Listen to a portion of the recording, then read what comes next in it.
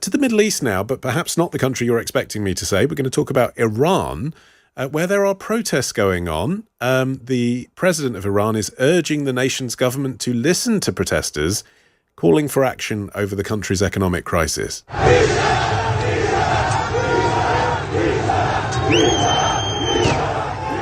President Pezeshkian's comments came as shopkeepers in Tehran have been striking for 2 days now, the country's currency hitting new lows and the police using tear gas to disperse the demonstrators. More protests are planned as well. Negar Mortazavi, who's an Iranian-American journalist and political analyst, joins me now. Hi there. Hi. Hello. What have you seen from people in Iran right now about what's going on out there on the streets? So as you said, there has been a few days of protests. The spark was essentially economic demands that are also tied to political inflation. Inflation is at the core of this. It started with shopkeepers in the Grand Bazaar of Tehran, essentially the heart of the city's economy. They're urging, in the form of strikes, other shop owners to close. And then the closing and the strikes turned into protests, and it spread to many cities. And there's also, as you're saying, sort of a double reaction. We see security forces using violence and live rounds against the protesters. There have been reports of arrests, but then at the same time, the administration under the president, Pezeshkian, is urging restraint. They're saying they want to hear people's grievances, legitimate, even if they're sort of having radical slogans per se. And I think they're trying to maybe take a new approach compared to past protests to not let this get into a violent sort of an iron fist suppression.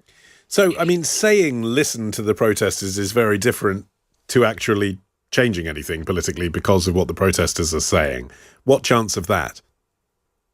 Right. I mean, listen to the protesters is the first step. Obviously, the president in Iran's political structure, the president is not the top person. So he's also sort of speaking to other centers of power, security forces. Those who suppress the protesters are not all under the administration of the president.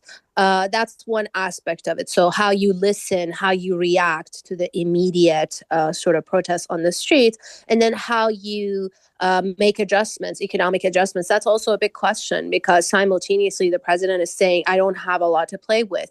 The country has been mismanaged for decades. There's a lot of corruption in various sectors. The country is under severe, I think the most extreme, in fact, economic sanctions in the world by the U.S., by sort of the international economy system. And there's not much room to play. So I think the administration or the president is truly scrambling on how to respond, how to not let this get out of hand, because we've seen in past protests also the suppression and the reaction fuels protests even more. When you start killing protesters on the street or arresting a bunch of them or pretend like you're not hearing them, that just fuels the anger, and the protests just keep spreading to other places, and they get bigger and bigger, and it becomes sort of a serious existential problem. And all of this also, I want to add, is sort of in the shadow of a looming war. We know here in Washington, the Israeli Prime Minister, Benjamin Netanyahu, Donald Trump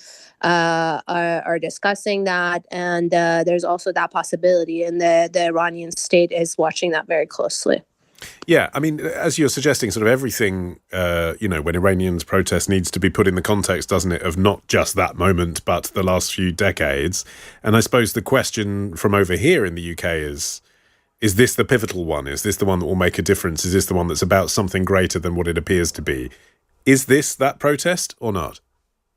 I want to be careful about that because, you never want to minimize the grievances and the pent-up sort of demands that haven't been addressed over the years, over the decades. But at the same time, we also do hear that a lot. Like every time there's protests, you do hear certain parties that say, this is it, and this is the moment. So I want to be careful about that. I don't see this moment yet as sort of an existential, like a tipping moment, especially because of the way the administration is trying to moderate it and try to respond to it. Specifically, I think they're also trying to prevent that sort of fueling the fire. But then at the same time, time, it's not just how you respond and how you listen to the protesters, is also structural changes, because at the end of the day, the spark of this is inflation and the economic situation that has just been really bad. And after the June war, the Israeli attack on Iran, the 12-day war, it's just gotten worse. And so the country is sort of in a state of limbo, of waiting for potentially the next phase of war. There are structural changes, and people feel that in their everyday lives. Thank you for clarifying all of that for us, Negar. I appreciate your time. Thank you for having me. Thank you. Negar Mortazavi there, the Iranian-American journalist on the protests that are now into their second day in Iran.